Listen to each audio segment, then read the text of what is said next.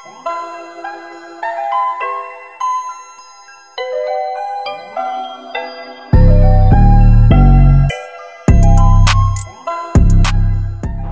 And welcome to review பெட்டி. நான் பார்கவ் கேசவன். ஷங்கரோட டைரக்ஷனில் வெளி வந்திருக்க இந்தியன் 2 படத்தோட ரிவ்யூ தான் இப்போ பார்க்க போகிறோம்.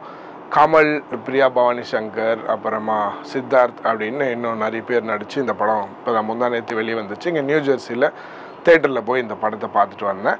இந்த படத்தோட கதை என்ன அப்படின்னா, இதுக்கு முன்னாடி இந்தியன் 1ஓட கடைசியில் வந்து எங்கேயோ இருக்கேன் அப்படின்ட்டு வெளிநாட்டிலேருந்து இந்தியன் தாத்தா கால் பண்ணுவார். அந்த மாதிரி எங்கேயோ வந்து இந்தியன் தாத்தா இருக்கார். நம்ம நாட்டில் வழக்கம் போல் லஞ்சம், ஊழல் அப்படின்னு கண்ணா பின்னான்னு இதெல்லாம் தலைவிரிச்சு ஆடுது. இதால் சாதாரண மக்கள் நிறைய பாதிக்கப்பட்டிருக்காங்க.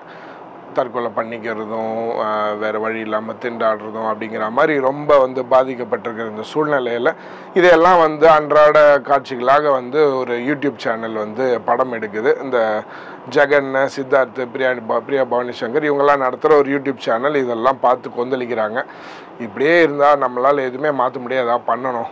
இதுக்கெல்லாம் வந்து ஒரே வழி தான், நம்ம வந்து இந்தியன் தாத்தாவை திரும்ப கூப்பிட்டு வரணும் அப்படின்னு சொல்லி ஒரு ஹேஷ்டேக்கை போட்டு இந்தியன் தாத்தாவை திருப்பியும் வந்து கூட்டின்னு வர முயற்சி பண்ணுறாங்க.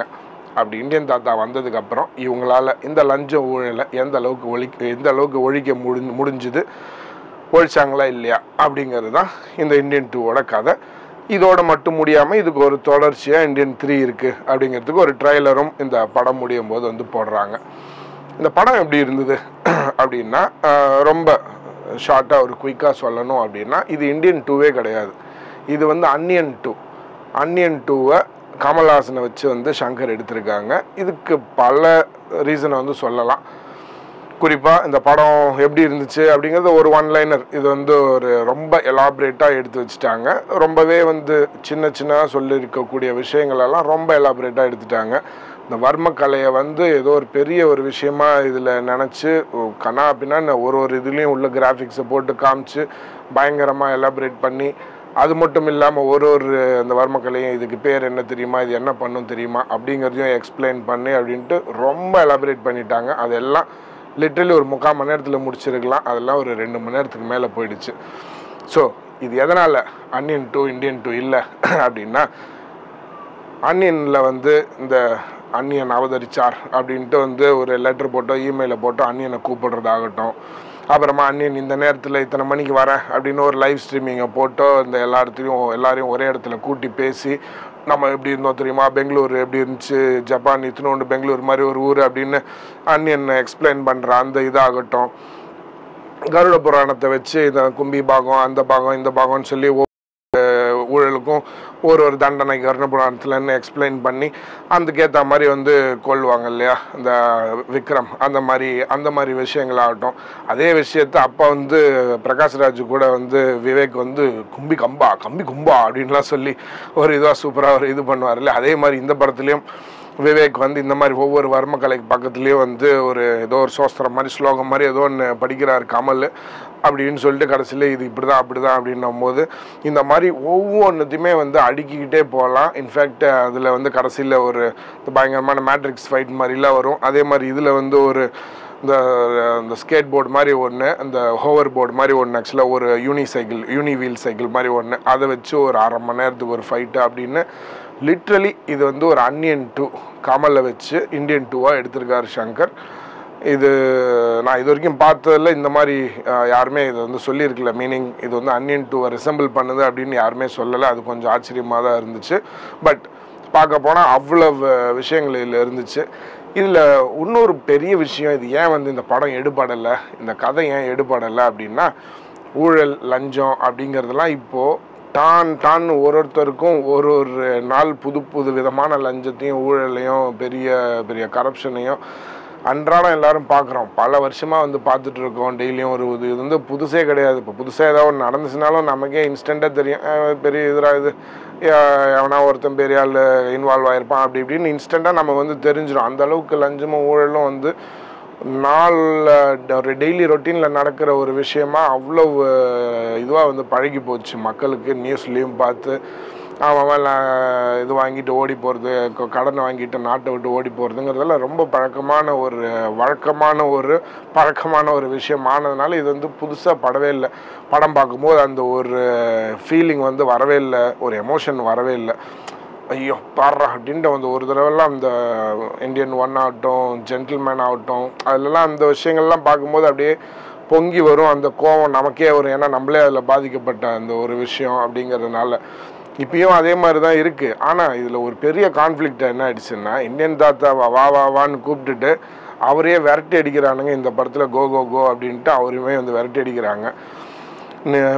நிரவமொழி, விஜய் மல்லையா ஆகட்டும், அதுக்கப்புறமா ஒன்று 2 பெரிய குடும்பத்து கல்யாணம் ஆஸ் வி ஸ்பீக் இன்னைக்கு நேற்று ஒன்று நடந்துட்டுருக்கு இல்லையா, அந்த மாதிரி ஒரு ரிசம்பிளன்ஸில் ஒன்று அந்த மாதிரின்ட்டு நடக்கிற நம்ம டெய்லியும் பார்க்குற இந்த விஷயங்கள்லாம் எடுக்கிறதுனால ஏதோ ஒரு வாட்ஸ்அப் ஃபார்வேர்டையும் ஃபேஸ்புக்கில் வர நியூஸையுமே வச்சு படம் எடுத்த மாதிரி ஆயிடுச்சு. அதுவும் இல்லாமல் தேவையில்லாமல் வந்து ஒரு சின்ன மாண்டேஜ் சீனாக காமிக்க வேண்டிய இந்த லஞ்சம் ஊழல் பற்றின சினிமாலெல்லாம் ஒரு சாங்லேயே வந்து பல இந்த கலெக்டரையும் விஏஓவையும் இவனையும் அப்படியே அரெஸ்ட் பண்ணி அப்படிலாம் கூட்டிகிட்டு போவாங்களே, லஞ்சம் வாங்கினதுக்காக நீங்கள் அரெஸ்ட் செய்யப்படுறீங்க அப்படின்ட்டு. அந்த மாதிரி ஒரு சின்ன சப்ப மேட்ரு 2 நிமிஷத்துக்கான வர வேண்டிய சீனெல்லாம் 2 மணி நேரமாக வந்து அந்த குடும்பத்துக்குள்ளே போய் பேக்ரவுண்டு எமோஷனையும் ஃபேமிலியோட சென்டிமெண்ட்டையும் சொல்லி அதில் வந்து லஞ்சத்தையும் ஊழலையும் புகுத்தி அதுக்கப்புறமா அந்த ஃபேமிலியில் என்னாச்சுங்கிறத எக்ஸ்பிளைன் பண்ணி அவங்க செவரில் சாஞ்சு கீழே உட்காந்து அழகிற வரைக்கும் பொறுமையாக எல்லா சீனையும் ஒன்றுத்தையுமே எடிட் பண்ணாமல் எல்லாத்தையும் காமிச்சு வேணும்னே படத்தை வந்து ஓகே இத்தனை நேரம் கொண்டு வரணும், ஸோ தட் நான் 3வது பார்ட்டையும் வச்சுப்பேன் அப்படிங்கிற மாதிரி. இதுக்கான மினிமம் ஆடியன்ஸை கமலோட ஃபேனை வந்து மினிமம் ஃபேன்ஸ் வந்தாலே நம்ம கலெக்ஷன் வந்துருங்கிறத மைண்டில் வச்சு எடுத்த மாதிரி எல்லா பாஷையிலையும் வச்சு தேவையில்லாத ஒரு படமாக தான் இது வந்து அமைஞ்சிருக்கு. இது ஒரு ஃப்ரெஷ் ஸ்கிரிப்டை எழுதியிருக்கலாம் சங்கர். இது சங்கர் படம் தானான்றது எனக்கு பாதி படத்துக்கு வரைக்கும் கொஞ்சம் சங்கரோட படத்தை பார்த்து நம்ம பிரமிப்பாவோம், இது சங்கர் படம் தானான்ட்டு வந்து இந்த படத்தை பார்த்து ரொம்ப பிரமிக்கிற மாதிரி இருந்துச்சு. அதே மாதிரி பாட்டெல்லாம் சுத்தமாக எடுபடவே இல்லை. இந்தியன் 1 பாட்டு இந்த படம் பார்த்துட்டு வரும்போது நான் கேட்டுட்டு வந்தேன். பட் எதுக்கு சொல்கிறேன்னா, அந்த பாட்டெலாம் இன்றைக்கும் வந்து ஒரு ஜெம் ஆஃப் சாங் அப்படின்னு சொல்லலாம். பட் இதில் இருக்கிற சாங்கெல்லாம் கேட்கவே முடியல. ஒரு தடவையே கேட்க முடியல. அந்த தாத்தா வர்றாரு தவிர இதில் வேறு என்ன பாட்டு இருக்குன்னு கூட தெரியல. ஆனால் கதற விட போகிறாருன்னு சொன்னது தாத்தா இல்லை, சங்கர் தான் நம்ம எல்லாரையும் கதற விட்டுருக்காரு.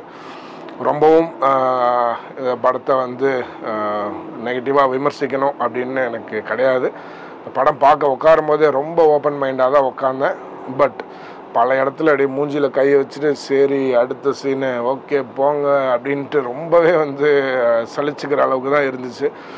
ஒரு $20 ஒரு $18-20 கொடுத்து நம்ம ஒரு படத்தில் போய் உட்காரோம், ஒரு தேட்டரில் போய் உட்காரோம் அப்படின்னா அதை பார்த்து என்ஜாய் பண்ணணுன்ட்டு தான். அதை பார்த்து நம்ம வந்து ஒரு நொந்து போய் வரணும் அப்படிங்கிறது நம்ம மோட்டிவ் கிடையாது. பட் அப்படி போயும் நம்மளால் வந்து ஓரளவுக்கு மேலே முடியலங்கிற மாதிரி தான் இந்த படம் ரொம்ப இழுத்துட்டு போயிடுச்சு.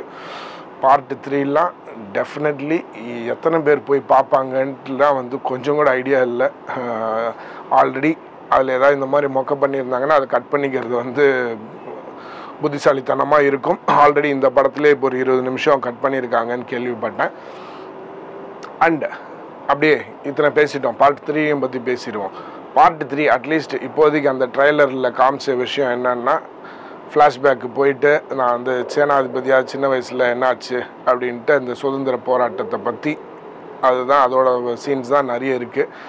RRR பார்த்து சங்கருக்கு நான் எடுக்க வேண்டியது மிஸ் ஆகிடுச்சே அப்படின்னு எடுத்தாரா என்னன்னு தெரியல. பட் இந்த விஷயத்தை தான் ஏற்கனவே இந்தியன் 1லேயே எடுத்தாச்சு. அதிலே தான் சேனாதிபதி யாருன்றதை காமிச்சாச்சு. எதனால் வந்து இந்த அளவுக்கு அவர் கோவம் வந்து ஊழல்வாதிகளை வந்து அவர் பழி வாங்குறாருங்கிறது இந்தியன் 1லேயே சொல்லியாச்சு. சுகன்யாவும் இதையும் காமிச்சு கப்பல் ஏறி போயாச்சு, பாட்டு போட்டு அந்த இடத்துல அந்த ஃப்ளாஷ்பேக் அந்த இதெல்லாம் முடிஞ்சிடுச்சு. இப்போ இன்னும் அதை எலாபரேட்டாக இன்னொரு 2 மணி நேரம் எடுக்க போகிறீங்களா, எடுத்துருக்கீங்களா அப்படிங்கிறது வந்து ஆல்ரெடி யோசிக்க தோணுது. கண்டிப்பாக அதை நான் பார்ப்பேனான்னு தெரியல, எத்தனை பேர் பார்ப்பாங்கன்னு தெரியல. பட் எனிவேஸ் பார்ப்போம், இன்னும் அதுக்கு டைம் இருக்குது. தட்ஸ் அபவுட் அன்னியன் 2 ஆகிய இந்தியன் 2. வேறு ஒரு வியூவில் சீக்கிரமாக சந்திப்போம். நன்றி, வணக்கம். இந்த படத்தில் எனக்கு பிடிச்ச விஷயமாகப்பட்டது வந்து விவேக், நெடுமுடி வேணு, மனோபாலா, அப்புறமா வந்து எதிர்நீச்சலில் வில்லனாக வருவார்ல மாரிமுத்துன்னு நினைக்கிறேன். இந்த 4 பேர். அது 4 பேரில் மெயினாக வந்து விவேக் தான். விவேக்கை வந்து பார்த்ததாகட்டும், அவருடைய குரலையே கேட்டதாகட்டும் ரொம்ப சந்தோஷமாக இருந்துச்சு. அதுக்காக வந்து ஏஐ யூஸ் பண்ணி இருந்தாலும் சில பிசுறுகள் இருந்துச்சு. But that's okay. 80% or 90% perfect அப்படின்னு சொன்னால் அதுவே ஒரு பெரிய விக்ட்ரி தான். ஸோ விவேக்கை வந்து காமிச்சதாகட்டும், அப்புறமா அவரோட வாய்ஸையே வந்து யூஸ் பண்ணி டைலாக் லைட்டாக இருந்தாலும் அவரோட வாய்ஸ்லேயே வந்து வர வச்சது ரொம்பவே நல்லா இருந்துச்சு, பிடிச்சிருந்தது. நெடுமுடி வேணுவோட ஃபேஸும் சில இடங்களில் வந்து ஏஐயில் பண்ணியிருந்தது, கொஞ்சம் தெரிஞ்சாலும் பட் அது டப்புன்னு பார்த்தா தெரியல. ஸோ அதுவே ஒரு விக்ட்ரி தான், நல்லா இருந்துச்சு.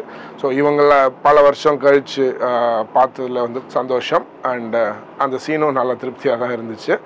ஐ திங்க் தேர்ட் பார்ட்லேயும் விவேக் இருக்க போகிறாருன்னு நினைக்கிறேன். அதனால் வந்து அவர் போயும் பல வருஷம் கழித்து அவரை நம்ம பார்க்க போகிறோம் அப்படிங்கிறது ஒரு சின்ன சந்தோஷம் இந்த படத்து மூலமாக.